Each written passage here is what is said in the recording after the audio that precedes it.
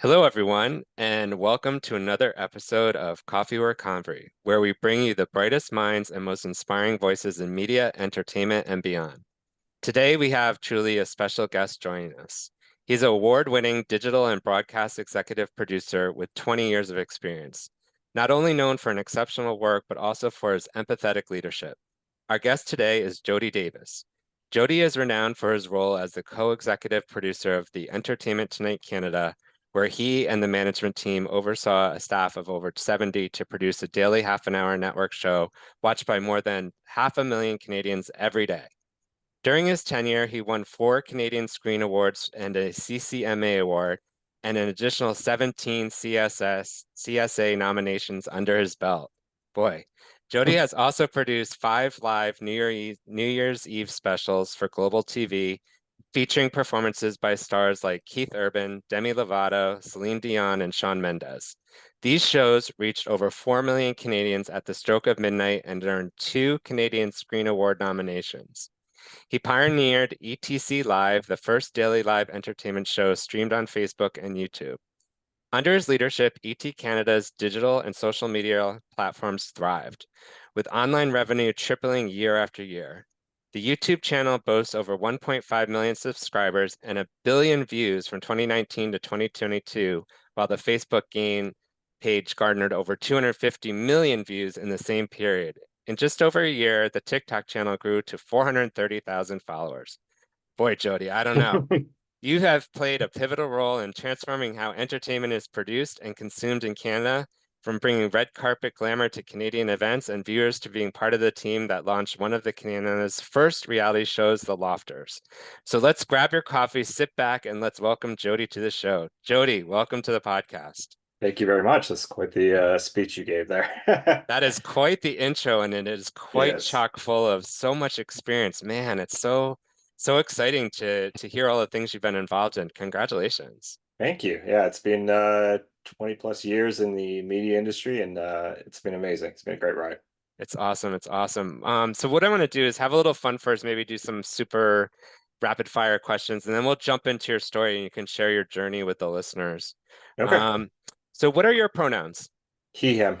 He, him. Um, I gotta understand, what is your superpower? Because with all the stuff you've done, you must, what is it? uh, let's go with creativity. Creativity. Hey, Hmm. that's the key of it all, isn't it? Yeah, Yeah. yeah. Awesome, awesome. And this question I'd like to ask the guests too, because it kind of inspires senses and different things. But what is your favorite smell? Mm, gin. Gin. Yeah. Just gin, lime, just Just the gin. just the gin. Yeah. There you The go. smell of it when you open a bottle of gin is very, very nice. Yeah, yeah, absolutely. Hmm. Um, Thinking about all the work you've done and all the impact you've had, but what is the best compliment you've ever received? Best compliment I've ever received was by Roz Weston, who said to me, "People like to work hard for you." People like to work hard for you. Hmm. What a great compliment that is. Hmm. That's awesome. Yeah, it was really great. Awesome leadership. We all have either guilty pleasures or go-to snacks. What's yours? I'm a big fan of dark chocolate, or any sort of, I love chocolate that has peanut butter in it as well. Uh-huh. Ice cream. Ice cream's like everyone's go-to, right, I guess. Yeah, all of those. Those are great. Mm, If you think back to school, what was your favorite subject? math for sure. Math. Okay. Yeah, yeah. Which is funny because people in broadcast usually joke that they got into broadcasting because they don't know how to do math. So, Is that right? yeah. Well, there you got both. All right. Thinking to first jobs, whatever that was for you, we all kind of started somewhere. I was curious to hear like what someone did for their very first job. So what was your first job? My very first job was working in a store that sold comic books, hockey cards, and paperbacks. Nice, Yeah, nice. yeah. So I worked behind the counter and the cash and things like that. Good client service, customer service. Yeah, yeah. Awesome. If you had to pick one word to describe yourself, what would you pick? It's more probably two words, but you could put them together. Code switching. Code switching? Yeah. All right. Okay. Hmm. Mhm. Awesome. All right, so let's jump into your story. I mean, Sure. you know, going through your background and having met you in person myself and working with you, you know, it's really been a great opportunity to get to know you better and such an impressive career and so many opportunities that you've been a part of. But let's start back at school because I think Okay. if you think of our listeners, you know, they're all looking at you know, how do I make those, you know, how do I make those moves and those pivotal moments in my life, whether it be picking a school, picking a career, first job, what have you. So if we look back at your education, you were at Seneca College and York University. Hmm. What experiences or courses do you think best prepared you for your career in media and entertainment from those experiences? So I was very lucky to get into a program at the time, which was just launching, which was a program which allowed you to go to both York and Seneca at the same time. The first year that we did it, there was only eight. I think it's grown since then, but the first year was eight people. So we would study, stuff at York for your degree, and my degree was in mass communications and English literature. And then I would go to Seneca and study radio and television broadcasting arts. You Okay. get to do both at the same time, so it takes you 5 years instead of 4 years of university or 2 years of college. It takes you 5 years altogether. And what I learned from that is a couple things. One is the sort of differences between learning. With college, with Seneca, it was very so much hands-on, so much doing things. Like just you got to make mistakes, you got to try things, you got to hear feedback from your fellow students and learn from that. At university, it's totally different. It's more about thinking about what you're being taught, debating about what you're being taught, taking what you're being taught and applying it to situations instead of really having a hands-on is really so much more theory. So at university, I feel like I learned what audiences wanted to watch or wanted to consume in television and radio. And then at Seneca, I learned how to make that content, if that makes Yeah. any sense. Yeah. No, it totally does. And I think, you know, thinking about students thinking about schools and where to go and what to pick and what majors, I think what's really cool about your experience too is that joint experience where you get both For sure. together, which is something people could look at when they're looking right now at what schools to go to and what to think about.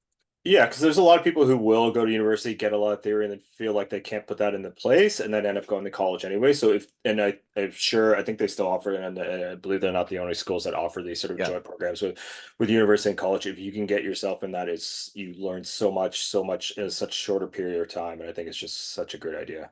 it's such a great idea.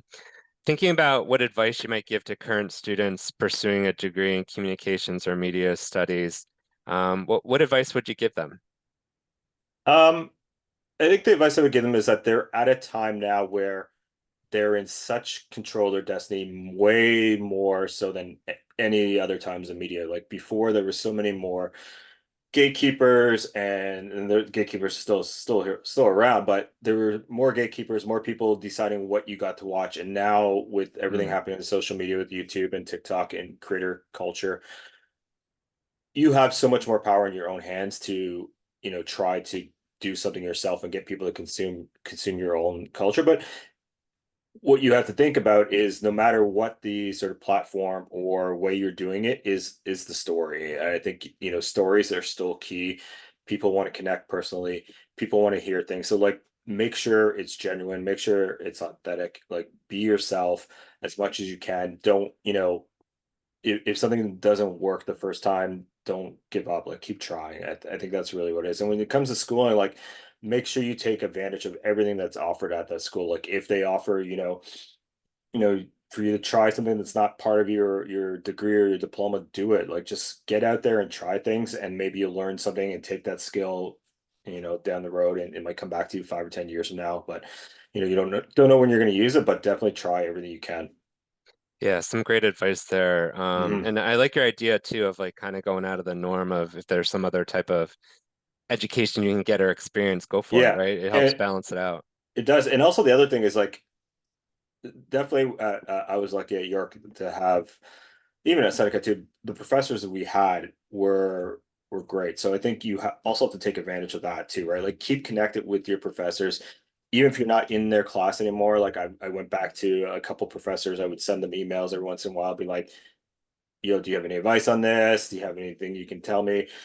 Also look out for special guests they bring in the schools, because universities and college are, can bring in some really great guests who can help, you know, even just to listen to people talk, right? Listen to people's experiences. You learn from that. So like, back in the day when I was at Seneca, Strombo came in who was on Much Music and gave a speech, and that was great. Like you learned so much from him. You learned tales from the industry. So I think that is just, something that you pay for that time there. Take Yep. advantage of it. Like it's a lot of money. Make sure you use it. 100%, Yeah. 100%.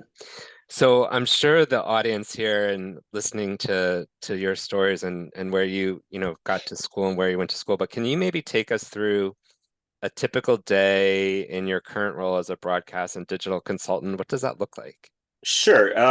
Being a consultant is a bit different. So up until the end of 2022, I usually always had either a full-time gig or I was on a contract that was for as long as the show was on. But going out on my own as a consultant, it's a bit different. You have to find your clients yourself. You have to find the business yourself. So there's a lot of hustle.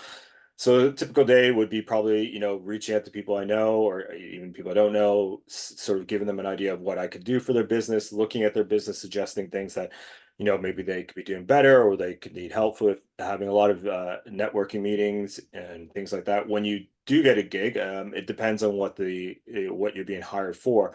Some of them is for a very specific project, and they'll give you a guideline of what you need to work on. It might be something you do in a day, or it might be something you do in over a month. Like it depends on Gotcha. the contract.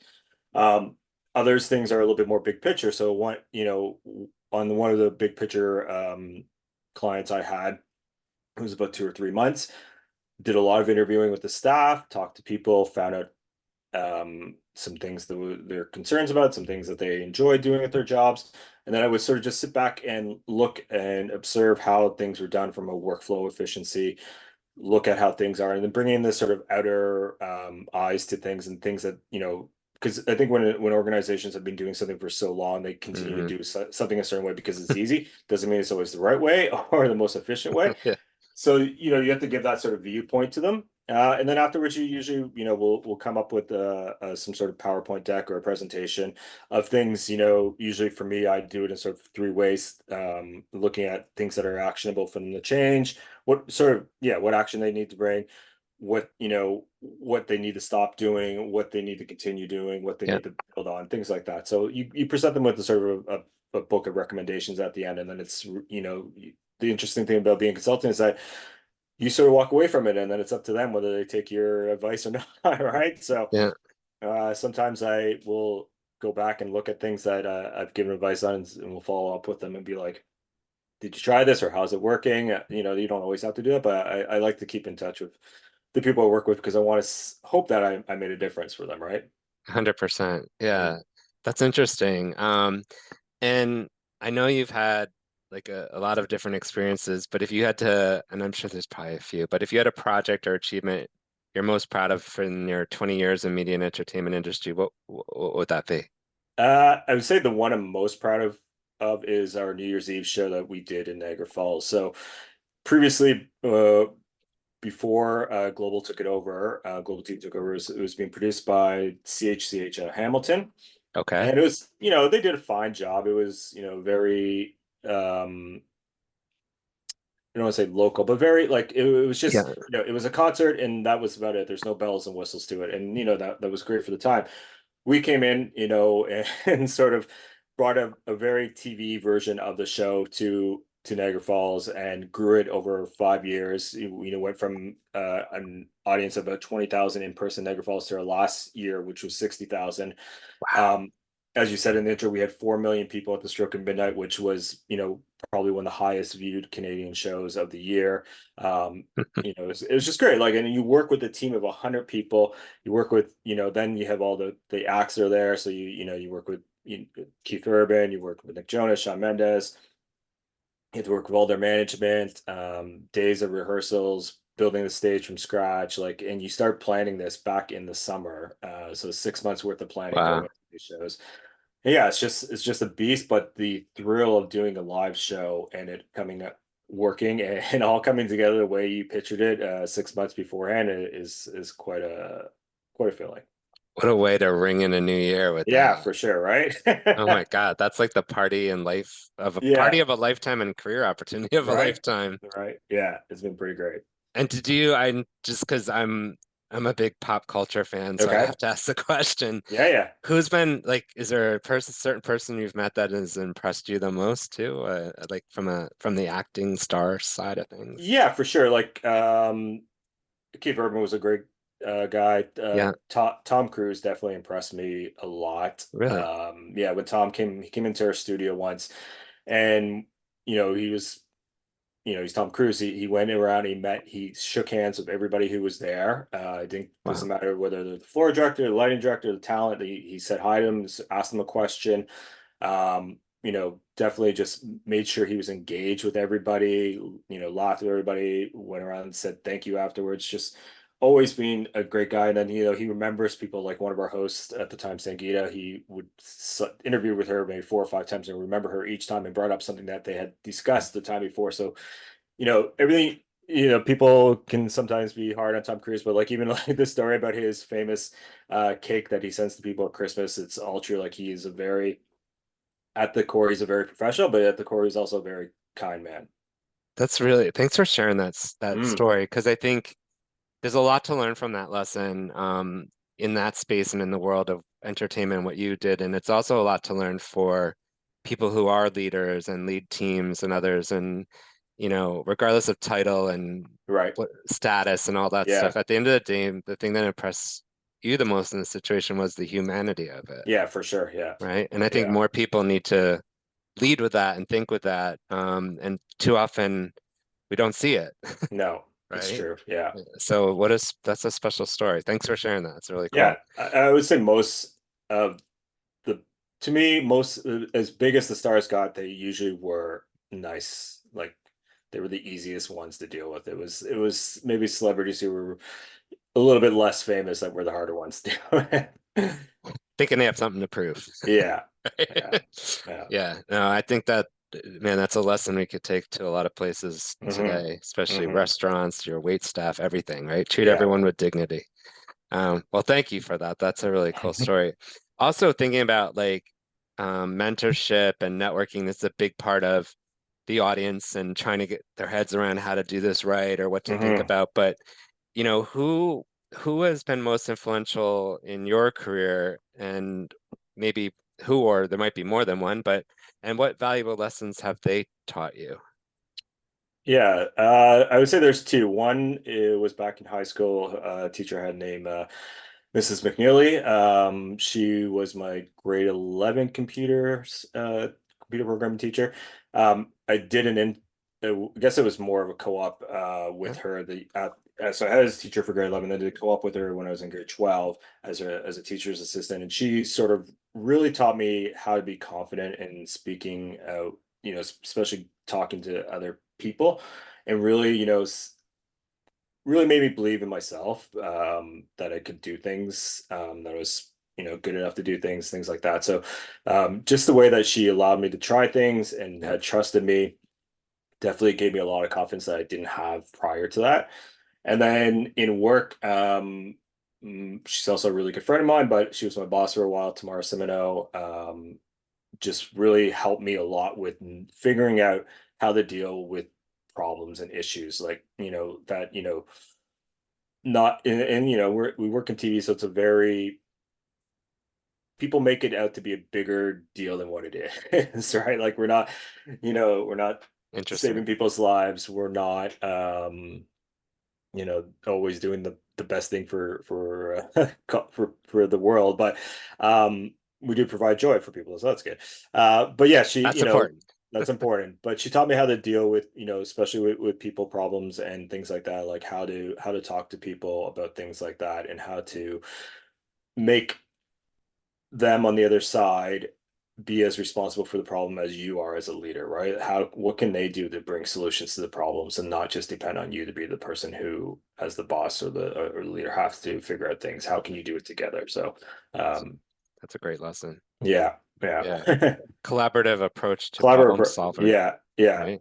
yeah. Yeah, it's so important. I think sometimes we always deflect it to whoever's leading the group, and they don't always have the answers either. So it's No, it's true. Like I think sometimes we forget that our bosses also are humans and don't know everything, and you know, and so they had their own journey to where they are, and and they might have missed things on the way, and they might not have. So, it's always good to be able to look at them in a certain way and give them the sort of benefit of the doubt.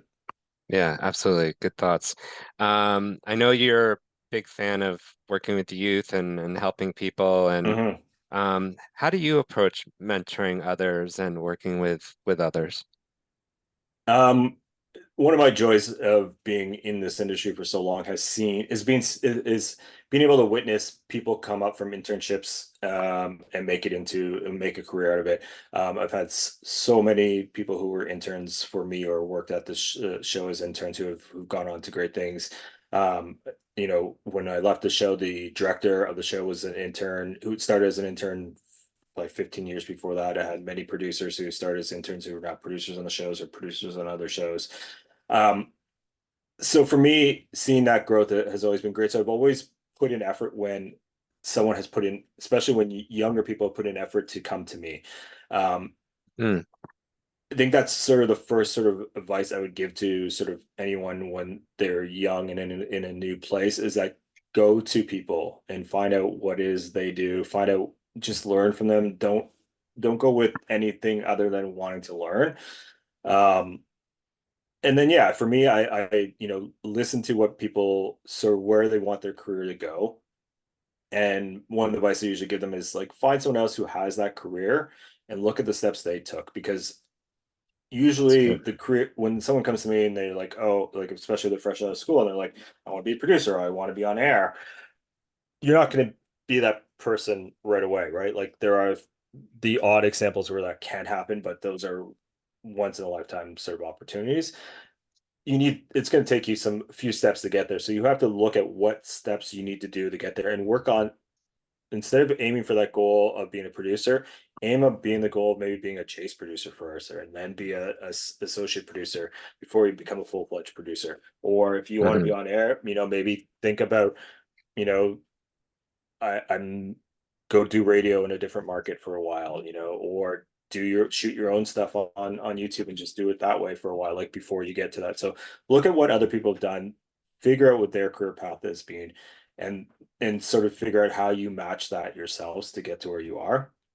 And also just allowing people to make mistakes and trying things. I think that's the Yeah. biggest thing is that you have to let people try stuff and you're never going to know how good they are or how much more work they need until they actually put the effort into it and you see it and then you can give them feedback on it and whether both constructive, positive, negative feedback, just give them feedback on what they're doing and show them like this, this is really, really good. Keep on working on this thing. This is what you need to improve on if you want to do this. Like just you really have to be open with them and I don't think giving people false hope is a good thing. So like you know, if you don't think they have what it takes, you have to tell them in a way that, doesn't crush them, but lets them know that there's if you want to keep on going down this path, there are things you have to do to get better at.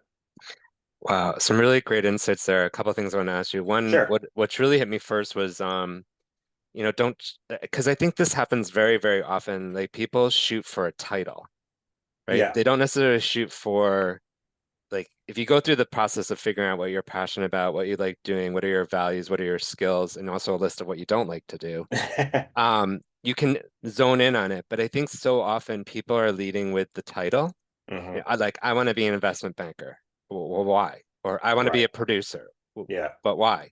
Like, right? And maybe there's, like you said, other ways to get there through different experiences.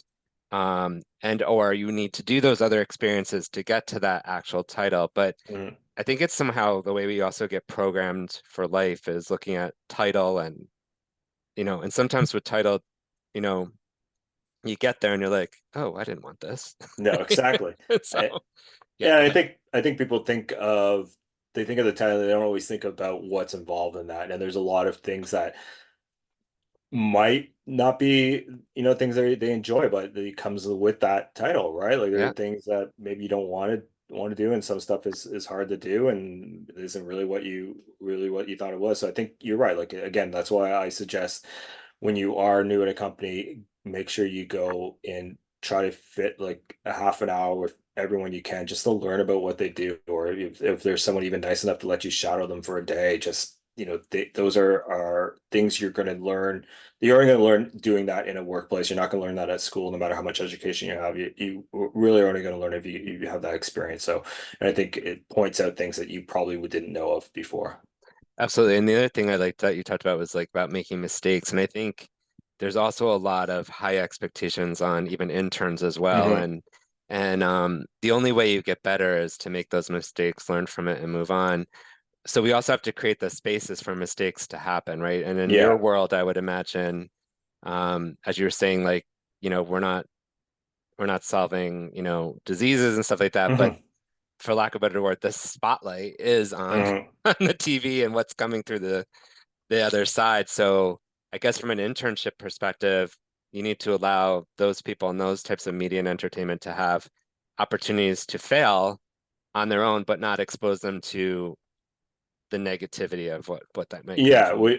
which is hard because there is the media industry, and especially in television, there is a lot of so much focus on the bottom line, and if things don't make money, it can be I considered a gotcha. failure, especially even if it's critically successful or just overall a good product.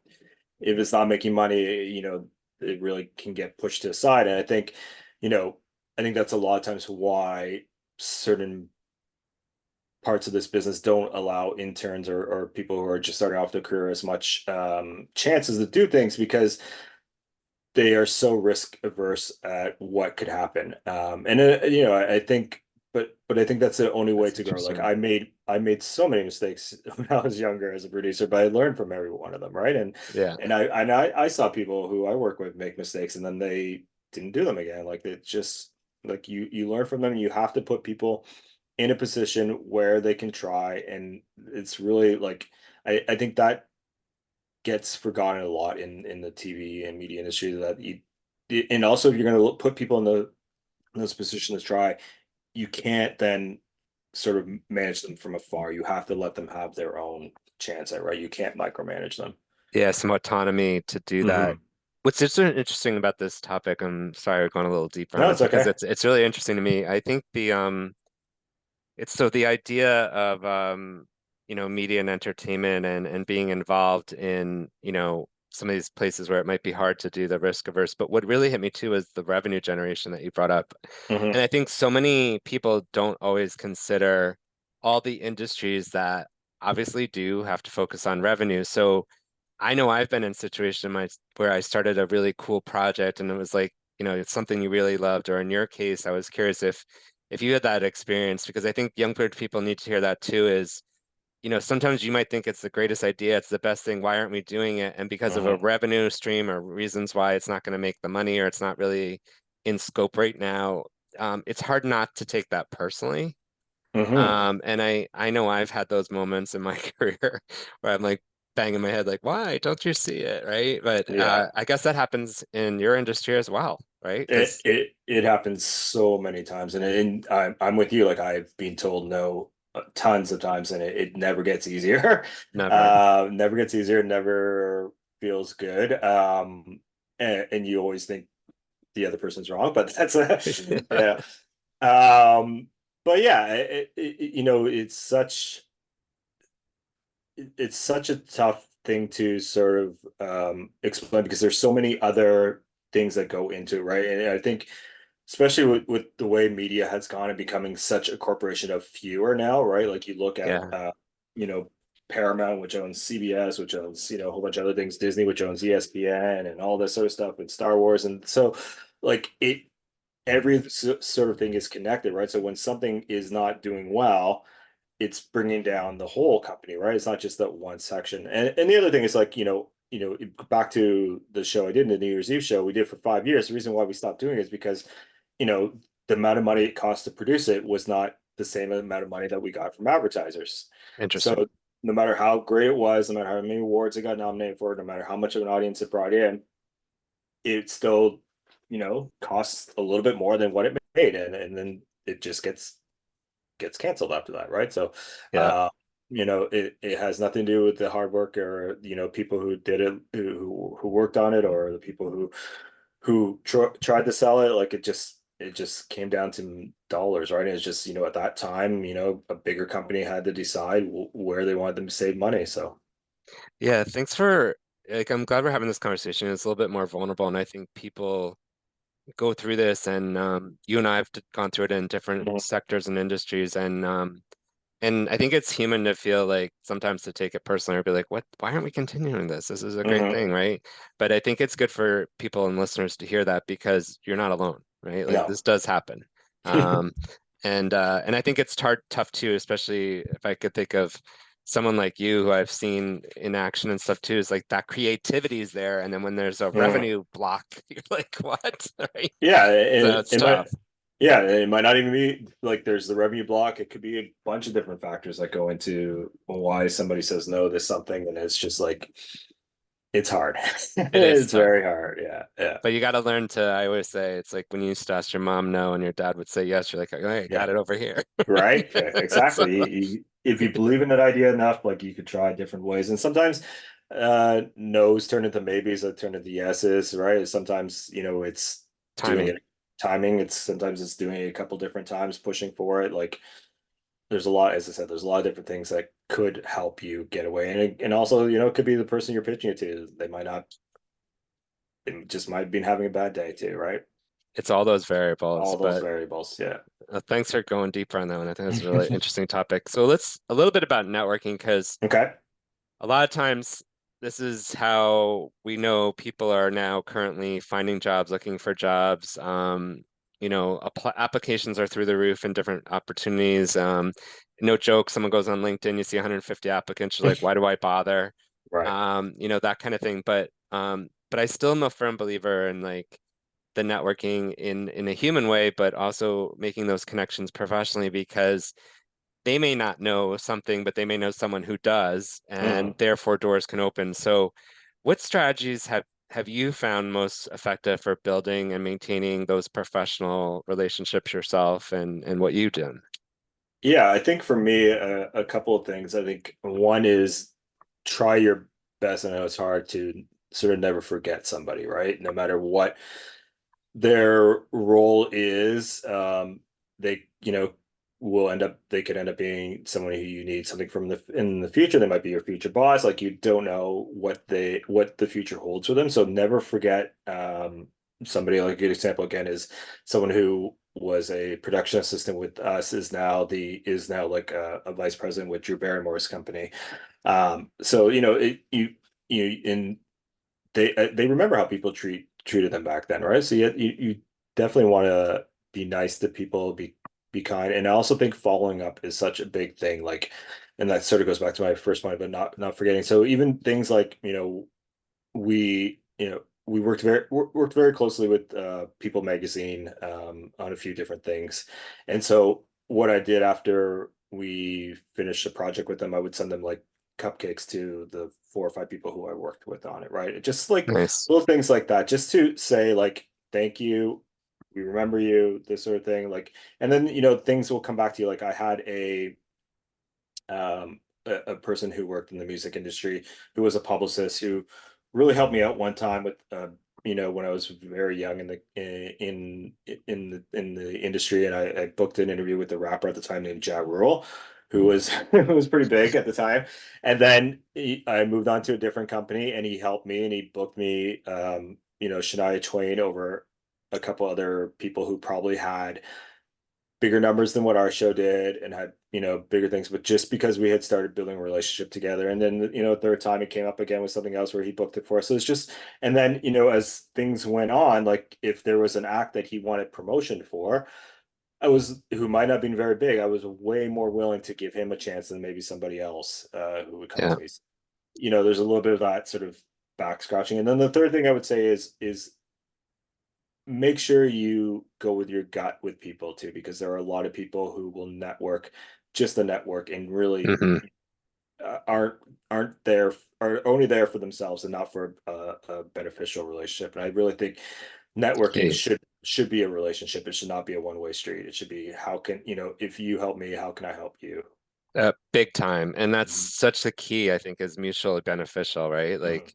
Like, you could tell if the people are coming in just for that one-way street to get Yeah. something. Yeah. And it automatically, I know for me, it automatically shuts me down. I'm like, well, this will happen now, but probably not Yeah. after this. Right. Exactly. Yeah. Right. Yeah. And I think what you call out there is so crucial and critical to building those longer lasting relationships. And I also like the fact that you said don't forget about people because it's funny, like even recently I've had people reach out from 4, 5, 6, 7 years ago.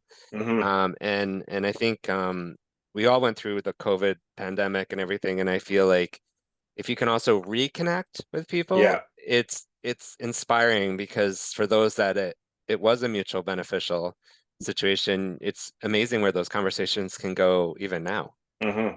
For right? sure. For That's a for good point. future. Yeah.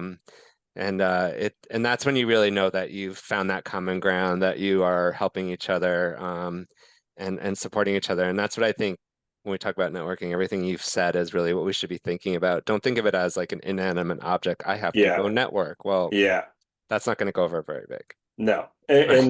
Networking doesn't have to be like a schmoozy thing. It can be very Right. much like, it can be an email, checking in on somebody. Like I met someone over LinkedIn who never met her in person. We both have very similar jobs, but in different industries, but a lot of common things, and we both were looking for sort of clients at the same time. So, never met her. She never met me, but we connected on LinkedIn because we had similar stories, and definitely, continued to just check in with each other. Like, how are you doing with this? Do you need help with that? Like, um, it's really, really good that you can build those type of things and build people lean on it. And I would say almost every one of my clients I've had in the last year and a half have all been from people I've known.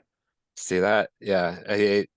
It's really important. So thanks for that, because I think the Mhm. listeners, it's really valuable, some of the ideas you've shared and all the ideas you've shared. I know we're getting close to the end. I mean, I could Okay. just keep going and going here, but I just wanted to see too, is there anything that I didn't ask or we didn't cover that you think you'd like to share with the audience from your perspective? That's a good question.